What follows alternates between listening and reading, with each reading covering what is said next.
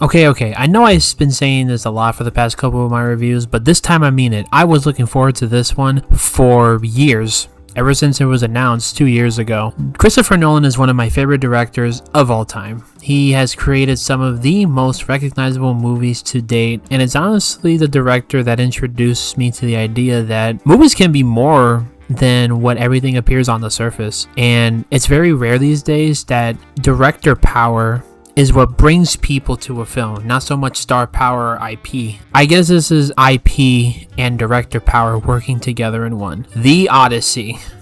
If you didn't read this in middle school, honestly, good for you.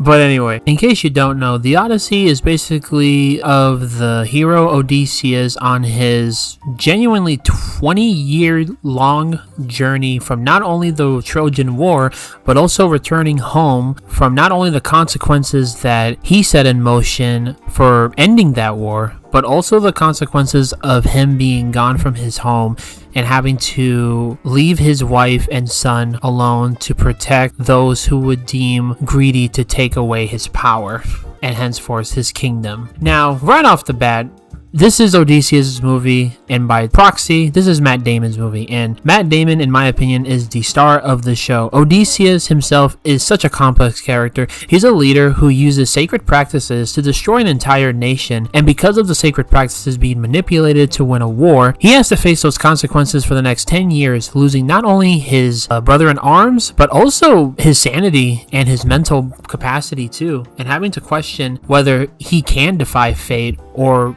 just follow in the God's will. Otherwise, he'll never make it home and henceforth never protect his family. Anna Hathaway herself, while she does have a limited amount of screen time, gives off an amazing performance as Penelope, showing strength in defending her husband's honor and wanting to protect those teachings that were bestowed upon them, I suppose. I say bestowed because that is what was shown throughout the movie, but it will extend also her son. And her emotions of love and loyalty make you truly feel for her and make you feel sorry to an extent. And then one last thing I want to talk about is Robert Pattinson as basically the villain of the film, Adnachius, I think his name was. If I butchered that name, oops. But he truly was a sniveling coward and just someone who wants to take the throne.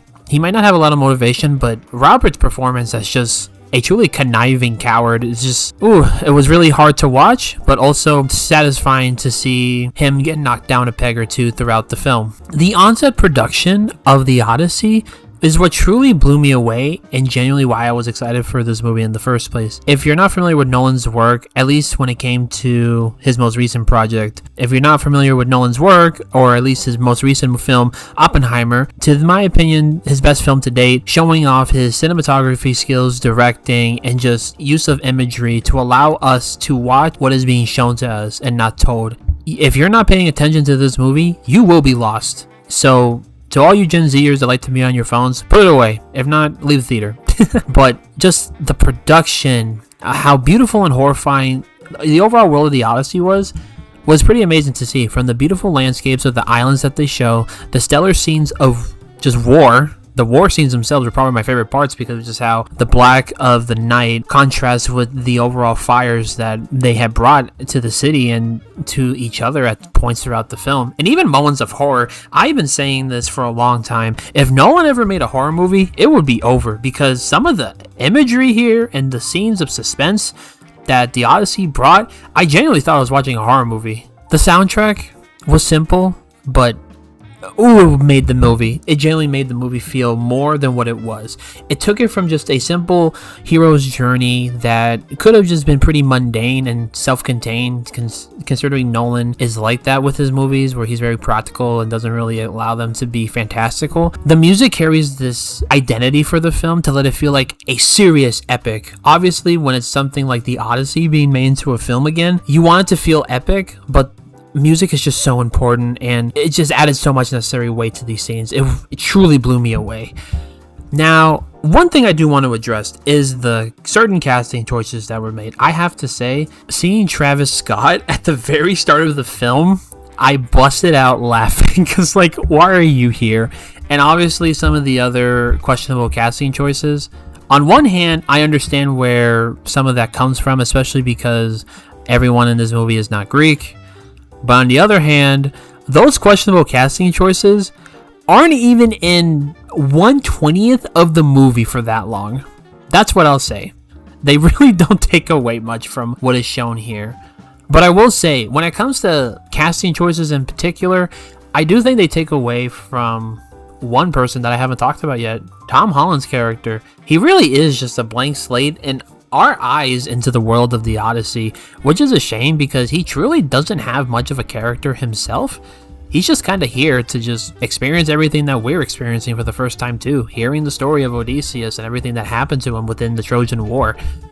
He's such a blank slate that when the father-son dynamic ends up happening and they exchange dialogue, it ends up feeling a little hollow, a little empty, considering the fact that they truly don't spend a whole lot of time together. And speaking of time, this movie is really long, and while I did enjoy watching most of it, I do think scenes either dragged for too long or were just way too short. I have brought back talking about some of the amazing imagery and cinematography that was brought in. That is not consistent throughout the entire film. In fact, you can almost tell what scenes were given more love and which ones weren't.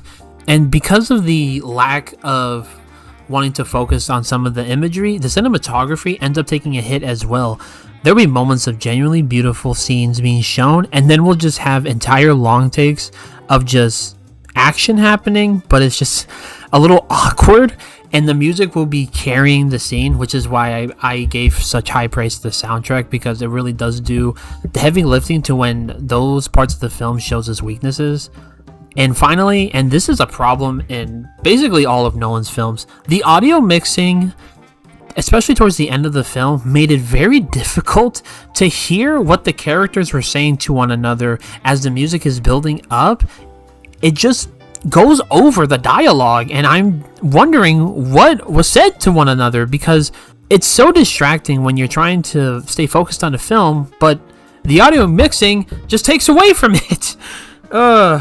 I hope Nolan fixes that soon, because overall, The Odyssey was an epic adventure that I genuinely was worried at first given all the controversies that were happening within the film, but I see now that I'm pretty sure the controversies were purposely planted in to have more PR. I think about Obsession, where it was very much word of mouth to allow that movie to do as successful as it did. I'm pretty sure they used a similar strategy, just using negative controversy to promote their film, and I think it worked. Because by the end of it, it generally is just an action-packed, well-directed, and overall performances from the other cast members. It's a pretty great film. It's not one of Nolan's best. I'm honestly a pretty critical thinker when it comes to Nolan's movies overall.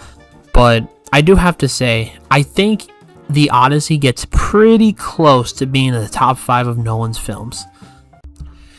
And you know, when I was watching The Odyssey overall, and specifically Odysseus, I believe that there was a verse that came to mind when I was watching his struggles, trying to understand that he cannot fight fate. In fact, he has to submit, because if he resists, he would have suffered more than what he thought.